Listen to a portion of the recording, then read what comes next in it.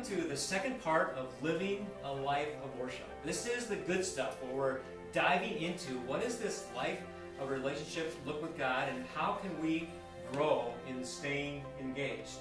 So in the final part of our session on worship is life, I spoke about this insight into relationships. In the world's pattern, relationships in the world's pattern, the pattern of self, relationships are based on our perception of how the other person makes us feel about ourselves. So we're inclined to bring this into our relationship with God because we're so wired this way in our brokenness. And so we base our relationship with God often on our perception of how He makes us feel about ourselves. Our perception. When my actions cause me to think that God feels good about me, then I feel good about myself. When my actions make me feel or make me think that God doesn't feel good about me, then I don't feel good about myself. I feel bad about myself. Now, there is some truth to this perspective, but it can cause me to put the focus on what I do rather than putting the focus on who I am, and this is when relationship turns into religion. When the focus shifts too much on my part, on the doing. When we focus on relationship with God, looking for Him, listening for Him, this is when we maximize our potential for Him to work through us and grow His kingdom. So the phrase living a life of worship implies doing. But while we examine the doing in the context of relationship, I'm going to share 6 checkpoints that can help us allow doing to flow out of being. Because when we look through the lens of relationship, the doing flows out of being. So, checkpoint number 1. Our sense of spirituality. Our sense of when we're feeling good about who we are as a spiritual person.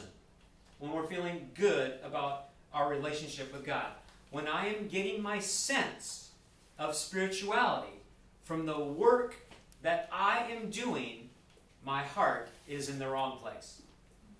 And even this diagnosis is a challenge because Jeremiah 17:9 says, the heart is deceitful above all things. I do not trust my deep down motives at all. I just don't. Because I know that I am this broken person, okay?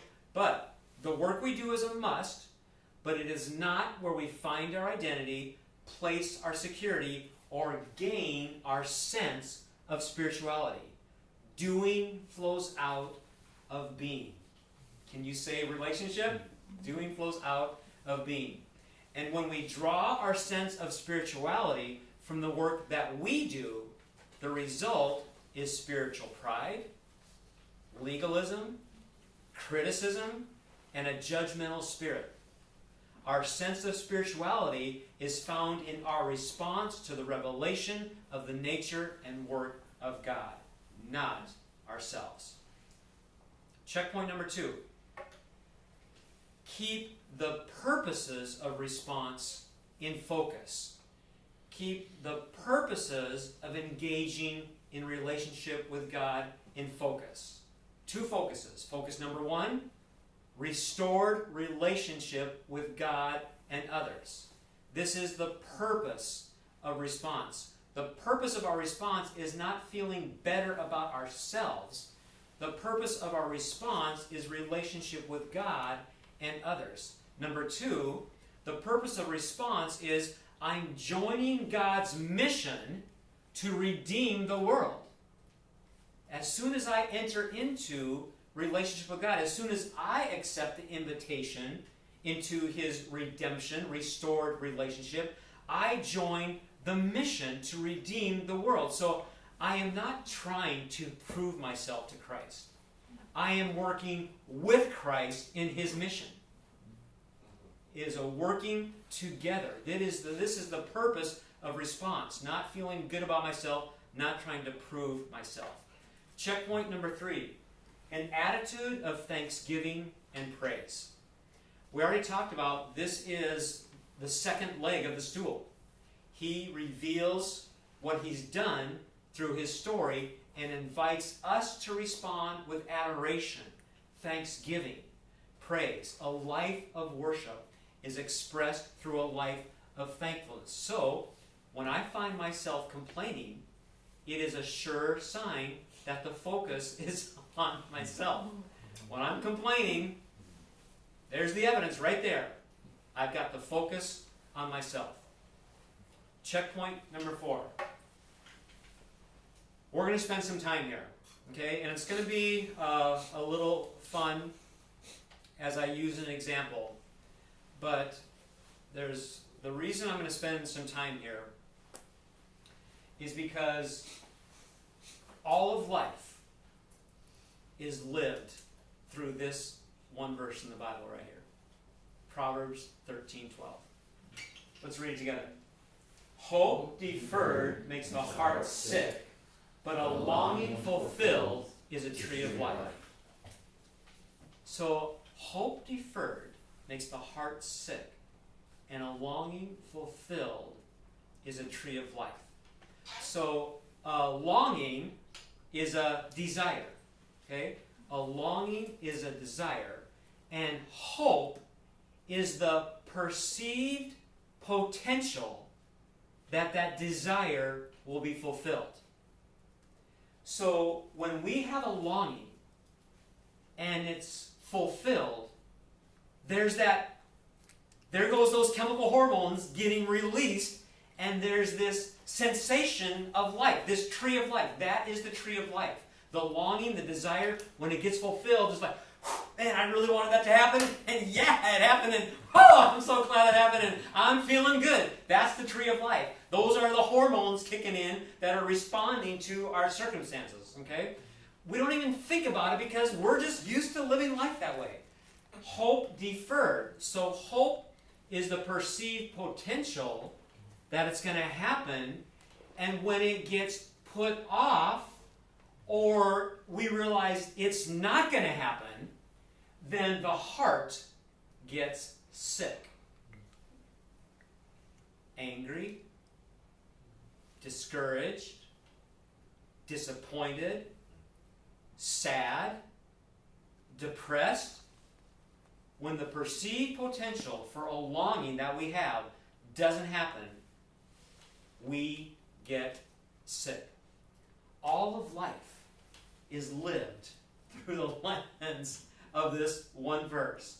It can be as simple as you're driving down the road and you're running a little behind, you're a little in a hurry to get somewhere, and you've got a green light ahead of you, a couple blocks ahead, and you're like, I gotta make that green light, I gotta make that green light, and then all of a sudden it turns yellow, and it's like you're not close enough, and all of a sudden it's red.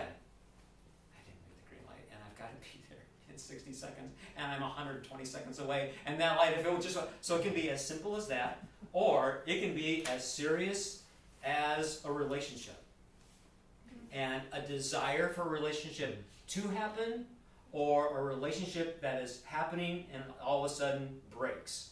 Okay, so, and everywhere in between, it is all tied to this ancient truth right here.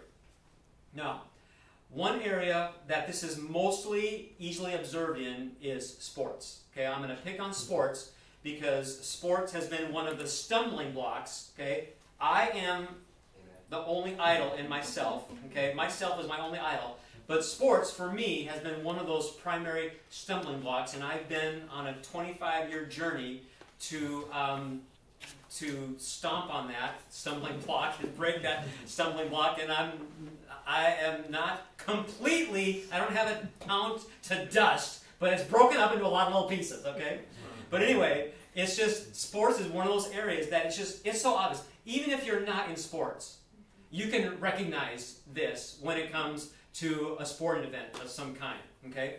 So some of you, like me, are old enough to remember the show that was on for decades, ABC's Wide World of Sports, right? And their famous saying, The thrill of victory and the agony of defeat. Even some of the young people said that one, all right? The thrill of victory and the agony of defeat. This is Proverbs 13:12.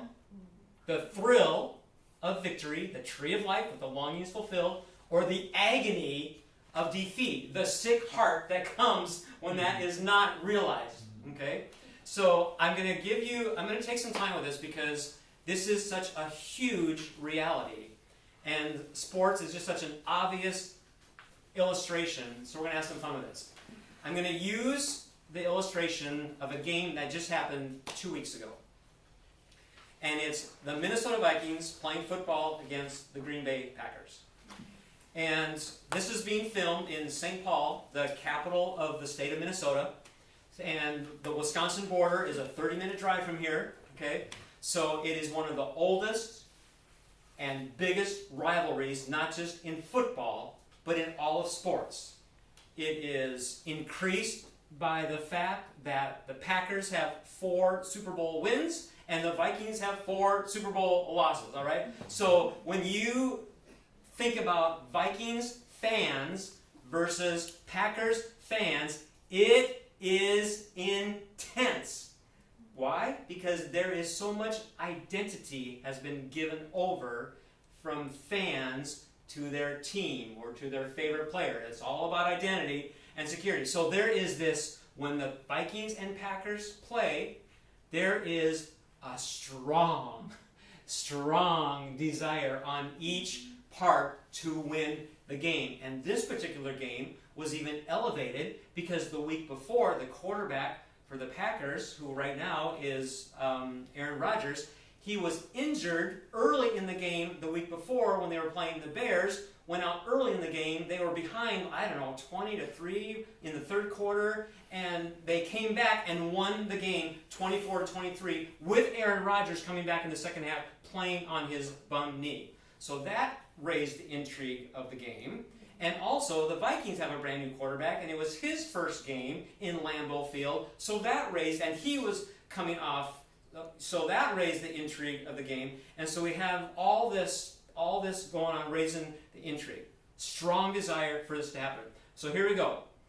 I'm going to just give you snapshots, but realize every moment of this game, Vikings fans and Packers fans are on the edge of life.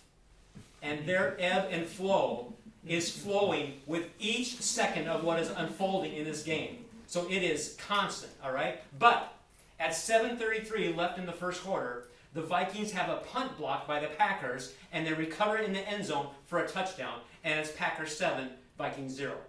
So going into this game, by the way, these are considered to be 2 of the top teams in the NFL. So the hope, the perceived potential is fairly even on both sides, even though it's being played in Green Bay. Especially adding in Rodgers' injury, the hope is pretty even on both sides that there's going to be a victory. So now, Packers 7, Vikings 0. Packers are like, yeah, the perceived potential has just risen, and Vikings are like, okay, bad play, 1 touchdown, no big deal. 3:07 left in the first quarter. The Vikings score a touchdown on a 14-yard pass play. Packers 7, Vikings 7. Now everyone is even. Side note, the Vikings rookie kicker makes the 33-yard extra point. 12:34 left in the second quarter. The Packers score a touchdown on a 9-yard pass. Packers 14, Vikings 7. The ebb and flow of the perceived potential. 1:42 left in the second quarter. The Vikings rookie kicker misses a 48-yard field goal. Vikings still behind, 14-7. As the clock expired for the first half, the Packers kick a field goal, and now at halftime, it's Packers 17, Vikings 7. And at this point, the Packers' perceived potential is up here, the Vikings' perceived potential has come down here, but they're like, we have a strong defense, we have an explosive offense, 10 points, we're still in the game. That's their perceived potential. 6:36 left in the third quarter. The Packers kick a field goal. But this is after a 12-yard touchdown was called back because of a penalty. So Packers score a touchdown. Packers fans are, yeah. Call back penalty. You've got to be be kidding me. Okay, but they kick the field goal. Now they're up 20-7. So now Vikings fans are getting nervous. 14-21 left in the fourth quarter. So now we're in the fourth quarter. Vikings are down 20-7. 14-21 left in the fourth quarter. The Vikings score a touchdown on a 3-yard touchdown pass. Now we're in the fourth quarter, but it's Packers 20, Vikings 14. Just a touchdown and an extra point difference. And note, the Vikings rookie kicker makes the 33-yard extra point. 7:38 left in the game. Packers kick a 31-yard field goal. Packers 23, Vikings 14. Now, with 7.5 minutes left, it's a 2-score difference. So, perceived potential from the Vikings dropping, perceived potential from the Packers rising. At 2:17 left in the game. 7:29. So, 2 plays later, with 7:29 left in the game, the Vikings score on a 75-yard touchdown pass. Packers 23, Vikings 21. Vikings rookie kicker makes the 33-yard extra point. By the way, 2 seconds before that, 2 plays before that, I guarantee you there were Vikings fans turning off the game. 2 scores against the Packers with that much time left, probably over. Okay? 2 plays later, all of a sudden, it is a 2-point game. Okay, here we go. The Packers have the ball for 5 minutes. With 2:17 left in the game after a 5-minute drive, the Packers kick a 48-yard field goal. Packers 26, Vikings 21. More Vikings fans turning off the game. Okay, because now we've got a 5-point difference against the Packers with only 2:13 left in the game. On the first play of the drive, the Vikings' next drive, with 2:13 left in the game, the Packers intercept the Vikings. 2 minutes left in the game, Packers have the ball. Aaron Rodgers on the field.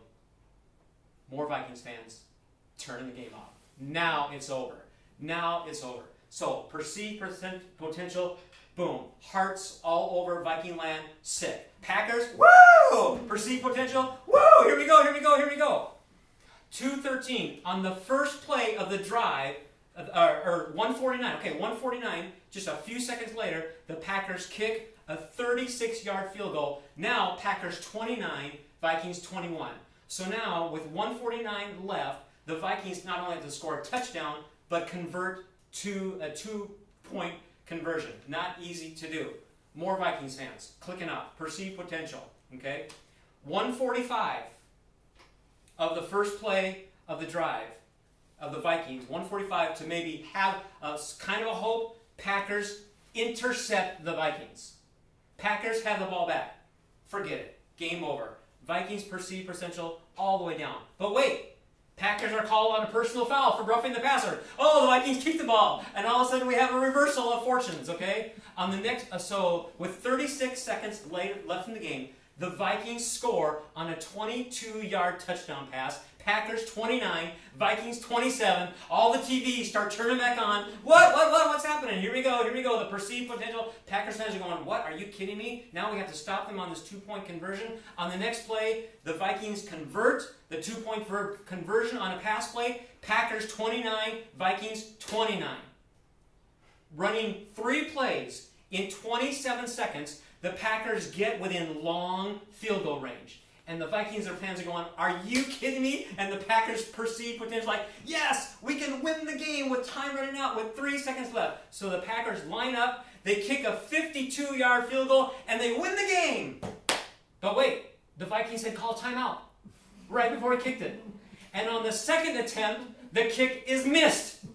And we have the most unlikely overtime. And the Packers who thought they had won for that brief second, and the Vikings who thought they had... So you see this ebb and flow. And then we go into overtime. The Vikings get the ball first, and with 7:36 left, the Vikings rookie kicker missed a 49-yard field goal that would have put them up by 3, but the Packers would have got the ball back. Then the Packers get great field position, and the Viking fans are going, great. There they are at the 50-yard line. They got to run 3 plays, and they're going to be within field goal range. Well, I think Rodgers got sacked or something like that. And so On that position, the Packers fail to score. On the next position, the Vikings drive to the Packers' 17-yard line, setting up a 35-yard field goal, 2 yards further than an extra point, of which the rookie kicker has made 3. And with time expiring, the Vikings rookie kicker missed the field goal, and the game ends in a tie. Vikings rookie kicker lost his job the next day. So this ebb and flow, that's a long illustration, but the reality of this ebb and flow, of this hope deferred, but the longing fulfilled, and we live every area of life through this verse with the desires of our life. When they get fulfilled, there's that rush. When they don't, there's that sickness. And here's the insight. A longing fulfilled has the same euphoric feeling, whether it is an earthly longing or a heavenly longing. When that longing gets fulfilled, it's the same. We can get as much of a tree of life from earthly longings as we can from heavenly longings. So then the question is, where are we putting our desires? Where are we putting our longings? Where are we finding our identity and placing our security? Checkpoint number 5, remember I am an armor bearer. What's an armor bearer? So an armor bearer, we see the picture of an armor bearer a few times in scriptures, and it is the person who would come alongside of a king or a prince or a general, and they would be bearing the armor for that person. They would be helping them to fight the battle. And so I look at myself in life, and especially as a worship arts leader, as an armor bearer as opposed to a cheerleader. Armor bearer versus cheerleader. Because it's very easy, especially as a worship arts leader, to get in the role of feeling like we have to come up with a response. This is the worship time. We've got to get the response. So we've got to do whatever it takes, cheerlead if necessary, to get the response. But shifting from that focus and realizing that, no, these people are in a battle. They're in a battle to engage with God in this relationship with God. I'm here not to cheerlead them. I'm here as their armor bearer. I'm here to help them press through that battle and to engage in God. So whether I'm leading corporate worship or whether I'm interacting with the world out in life, I'm thinking of myself as an armor bearer. I'm helping this person fight through their battle in relationship with God and others. And then the very last one, checkpoint number 6, the fruit of the Spirit, Galatians 5:22-23. So here's another one of those phrases that the church is very, very familiar with, the fruit of the Spirit. And again, I'm changing my language when I look at it through the lens of relationship.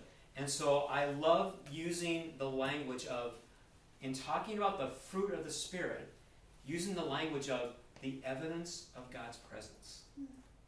The evidence of God's presence. God, His Spirit, His breath, His life is dwelling in me because we are in relationship. I have accepted His invitation, and the evidence of Him living in me is going to be love and joy and peace and patience and kindness and goodness and faithfulness and gentleness and self-control. This is the evidence of engaging in relationship with God, which then translates into relationship with others. And all of that evidence is all about how to do relationship.